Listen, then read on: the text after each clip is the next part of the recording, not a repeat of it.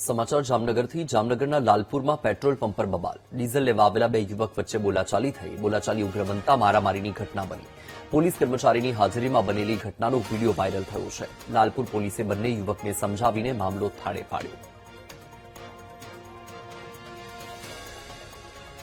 આ મુદ્દે વધુ માહિતી આપી રહ્યા છે સંવાદદાતા હિરેન લાલપુરમાં જે આ બનાવ બન્યો છે બે યુવકો વચ્ચે મારામારી થઈ હતી આખો મામલો શું માહિતી જી વસંત ચોક્કસ જણાવ્યું હતું કે જામનગર જિલ્લાના જે ગ્રામ્ય વિસ્તાર છે ત્યાં દિવસે ને દિવસે જે ડીઝલની અછત છે તેના દ્રશ્યો સામે આવી રહ્યા છે જેમાં જે ખેડૂતો છે તે લાઈનો લગાવીને ઉભા છે જ્યારે ખેડૂતો લાઈનો લગાવીને ઉભા હતા તેમાંથી બે જે યુવકો હતા તેમની વચ્ચે બોલાચાલી થઈ હતી તો મામલો છે તે એટલો ઉગ્ર બની જતા હાથાપાઈ સુધી પણ પહોંચી આવ્યો હતો પરંતુ